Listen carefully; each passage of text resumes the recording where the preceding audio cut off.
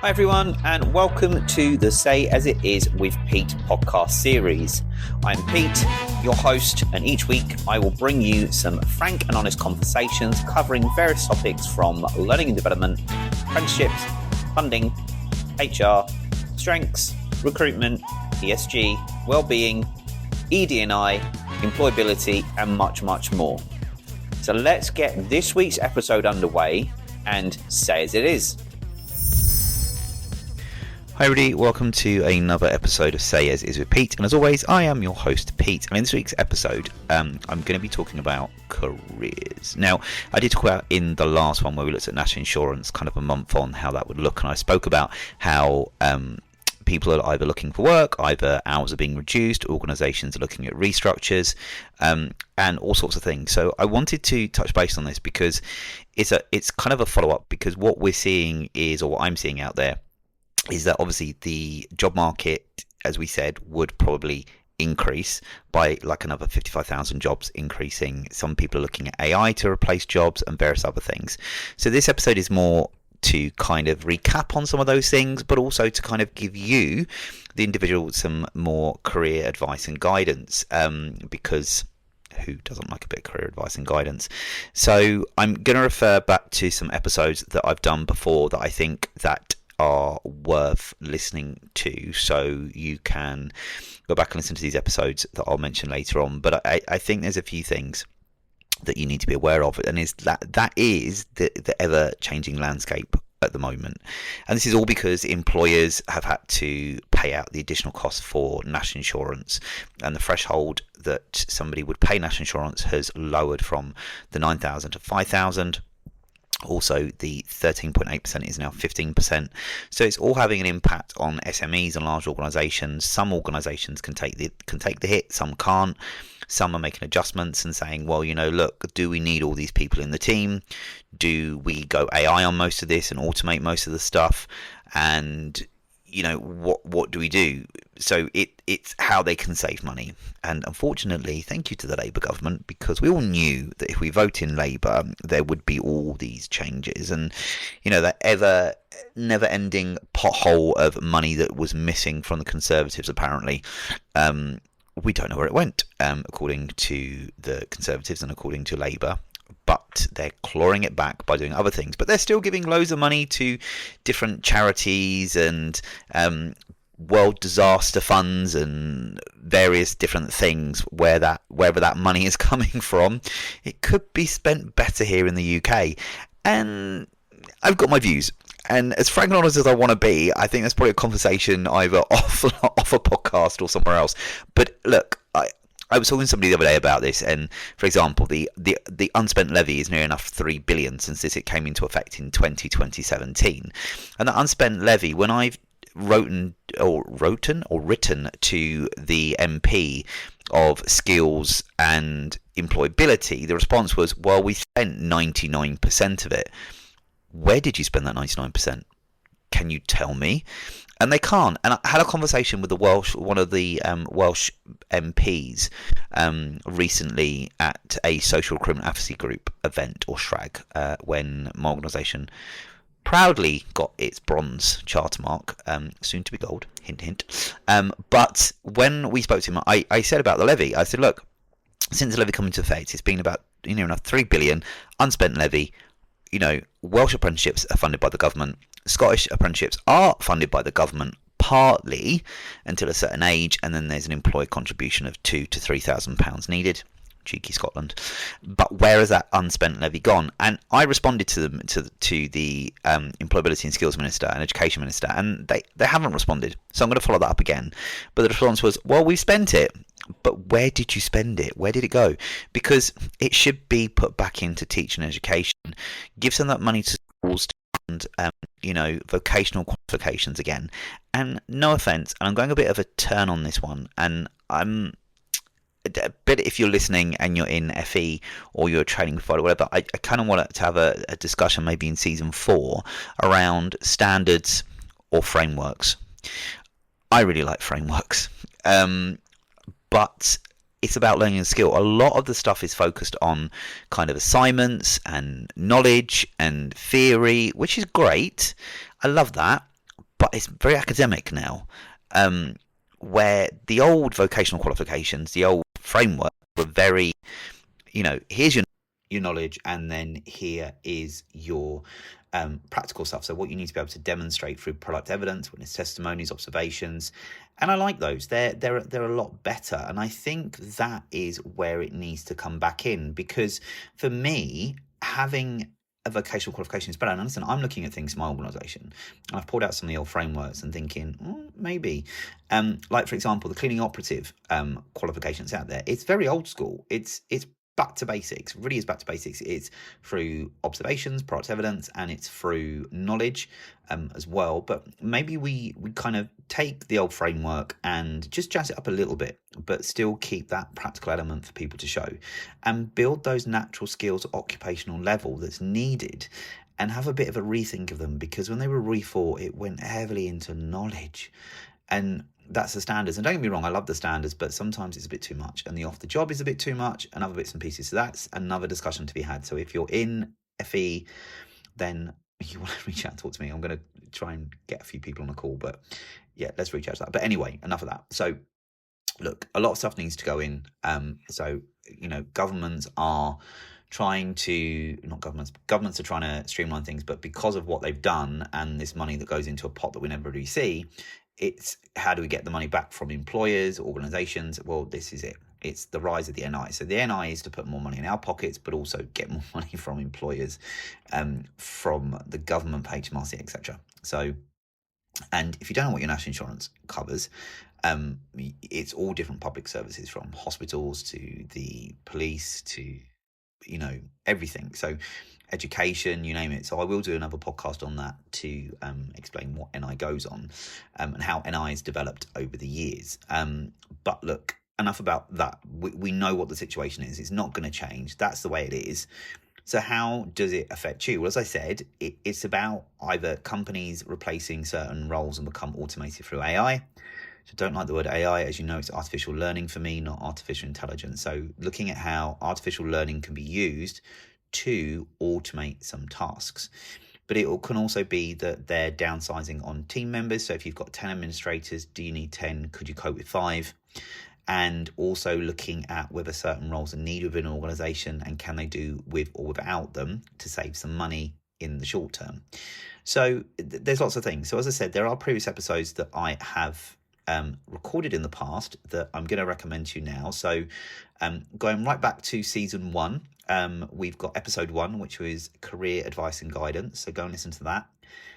Episode 19 in season 1, aligning your career with your strengths. So as some of you may or may not know, hopefully you should know this by now, but I'm a master StrengthScope practitioner, and I really believe in StrengthScope and how you can identify your 7 unique strengths and how you can adapt and use those for your career and your personal growth, both work and home life. Yeah.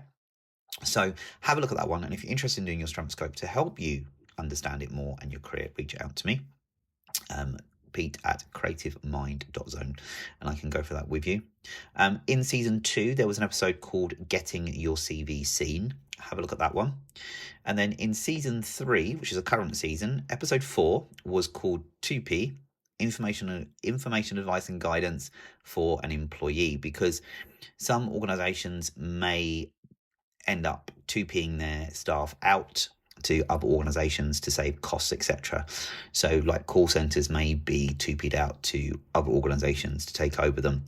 So be aware of that TUPE process, and that kind of gives you advice and guidance there. And there's also one that's called TUPE IAG for employers. So if you're an employee, you can listen to that one as well.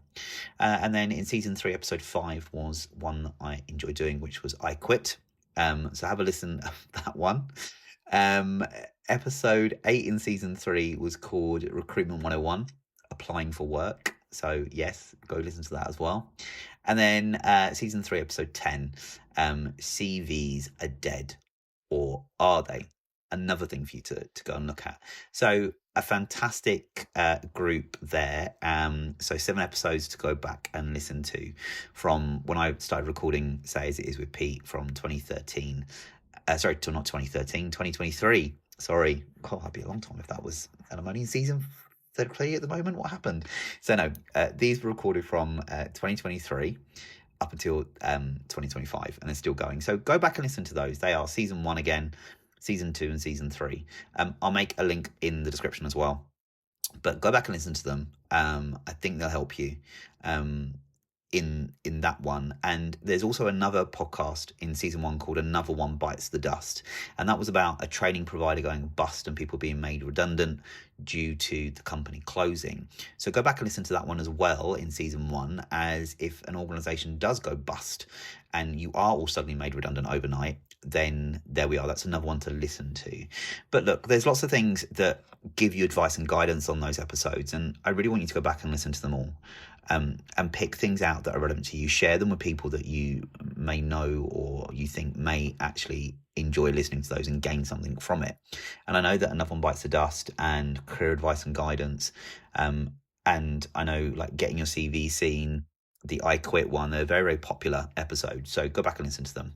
But also what I want you to understand is that although this change is going, it's only temporarily. You know, organizations are looking at kind of the next 6 to 8 months, or preferably the next 12 months, to see how it works, what's going on. And, you know, things may change. So they may make redundancies now or what they need to do. But then if they start getting busy and things change, then they're going to start re-employing again. So also keep your eyes to the ground. Make sure that you leave an organisation in the right way, not the wrong way. And that's where you need to go and listen to episode 5, season 3, I Quit. Okay, that gives you a lot of advice on that one, on the right way to do it. But the one of the things I did want to mention is redundancy. And redundancy is a thing. And I've spoken about redundancy on the episode, which was Another One Bites the Dust in season 1. And go back and listen to that. There's loads of information on there. But just to kind of recap, if you are suddenly receiving notifications from your employer to say that actually we're making your position redundant, there's two kind of prongs to this. There's 3 prongs actually. You can be made redundant from an organisation closing its doors, and that's everybody's made redundant. Doesn't matter what position they're in, they're redundant. So you have to go to the insolvency organisation, or the insolvency on the government website, to submit your insolvency claim, to claim your wage and holidays and anything that's not being paid apart from expenses. I don't think they can, if I'm right, you can't claim back expenses. You might be able to, but I don't know. But they've already got to have been put in but not claimed, kind of thing. So have a look at that one. But that's one option, where a business closes overnight, you're done, don't have a job the next day. The other one could be that your role is being made redundant, and this is that 2-prong approach. So one could be that you're the only person in that role, so it's only you being made redundant from that position. Or it's a group of you with the same job title that are all being made redundant. And if it's an individual, the redundancy process is slightly different. It's normally 28 days for the redundancy process to happen, from the initial meeting to applying for your job again if need be, or looking at other alternatives. But if it's just an individual and you're being told that's it, your position is redundant, that we don't have any other options for you, the redundancy doesn't have to be 28 days. As long as it's a fair process, and it's a fair, open and honest process, and that you're treated fairly, then what can happen is that process could be dealt with in 2 to 3 weeks, if that. So it could be pretty quick. Whereas if it's a group and it's all of the same job title, the consultation is normally 28 days.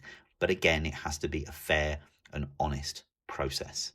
Okay, so as I say, as an individual, the way you're being told your job is being made redundant, and it's just you, because there's nobody else with the same job title, then your organisation will look at other options for you to see, obviously, what other jobs are available in the organisation that you can apply for.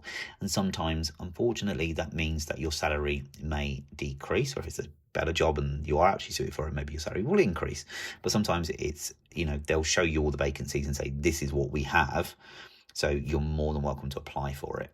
And if you get it, then you'll be at that salary on those hours. So maybe there's only a 0-hour contract available, and there's that you're used to a 35,000-40,000 pound salary, and it's now dropping to a 30 to or 25 to 30,000 salary. So you've got to look at those adjustments, and you need time to look at it and adjust and think, what am I going to do? Obviously, there are alternates that if you do drop salary, then, I would automatically start claiming for universal credit, get that going, speak to your landlords, reach out to your people you pay your bills to and say, listen, this is going on. I will pay what I can, but please bear with me. I will keep you updated, and have that honest conversation with those bills, etc. Because I've done it before and it's helped, and people have been understanding. So just do that, but then actively get your CV out, do what you need to do, but don't make any harsh, rush decisions. Just think about it first. If there are alternate roles, it may be that you pick up an alternate role that's a little bit less salary, but it's still putting a roof over your head, still paying some of your bills. It's going to be a bugger of a thing to cope with for the next kind of 6 to 8 months.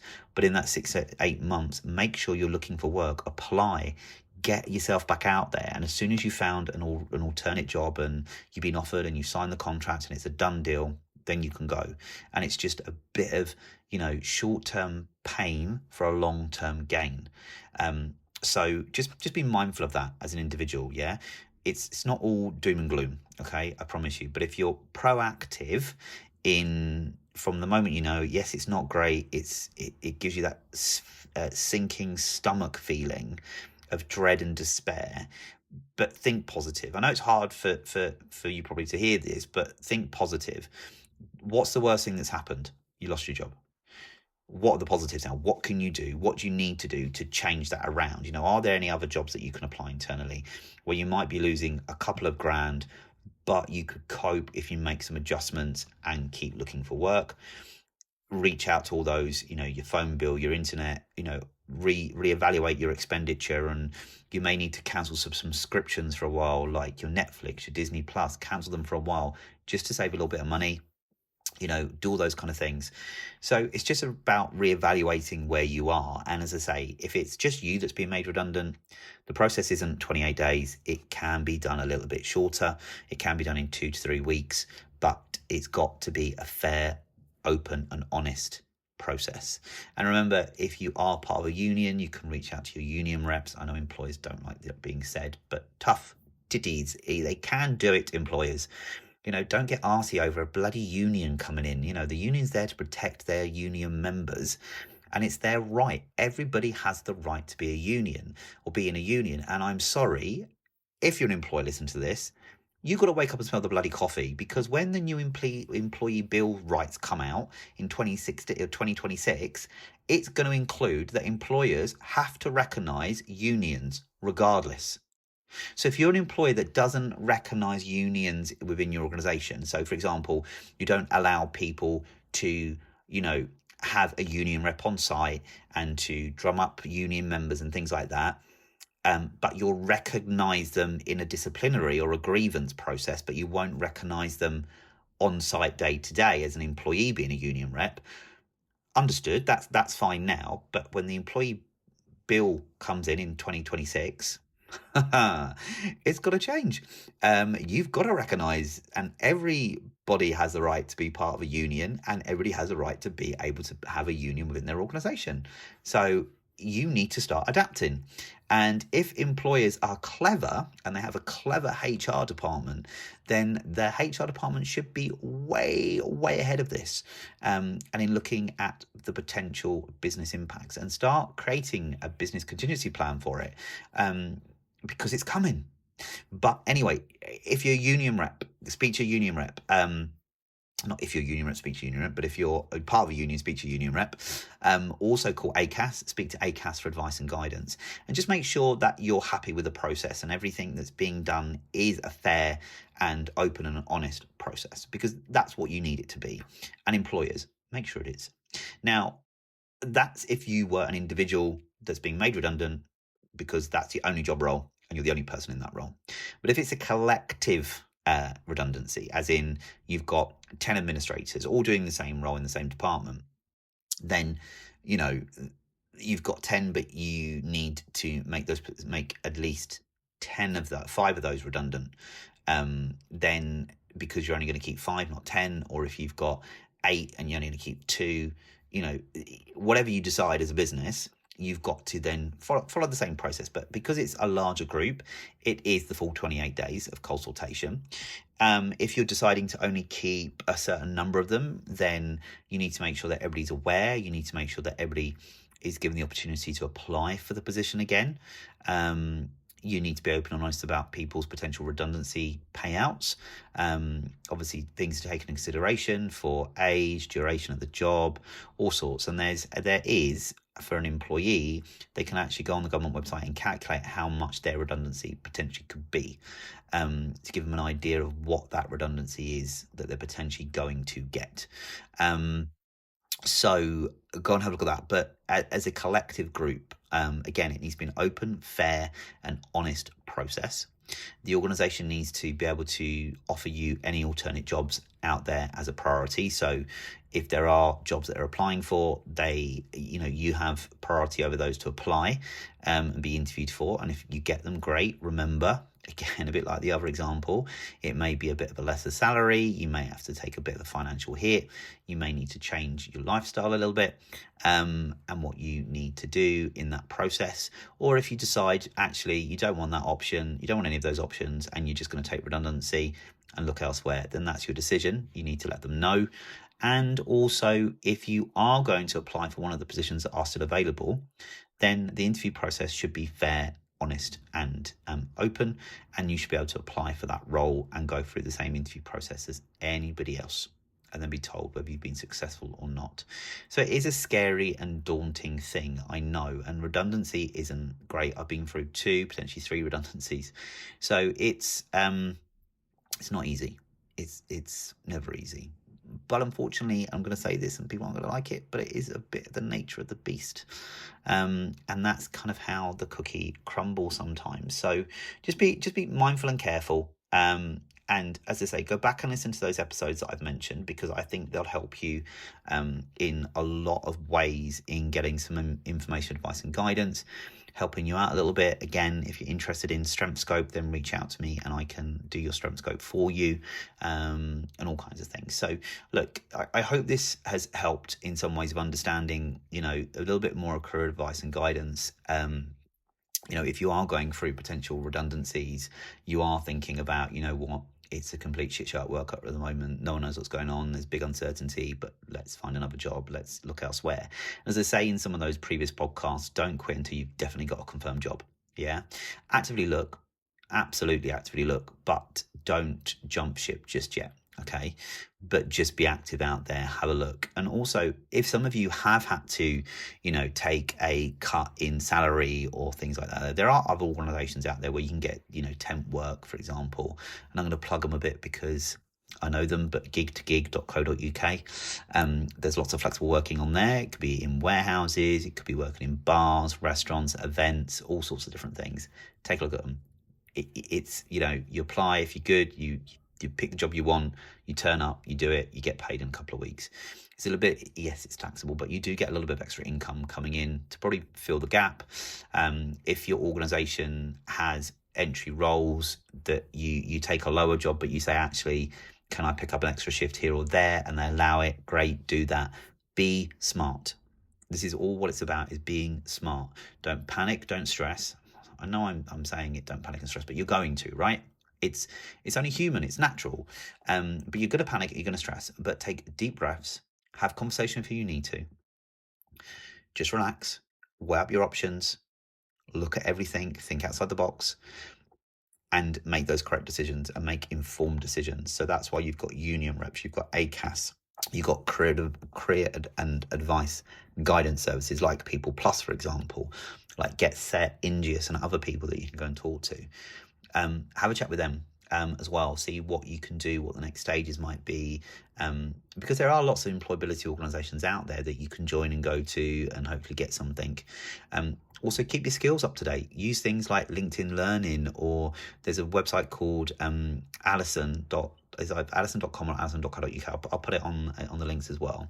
That's got tons and tons of free learning on there that you can do.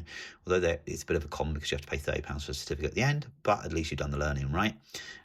Build your skills, build your knowledge, like AI, for example. Learn how to use AI better. Yeah, it's artificial learning, right? Because it's got to learn. So look at different ways you can use AI and how AI can be used.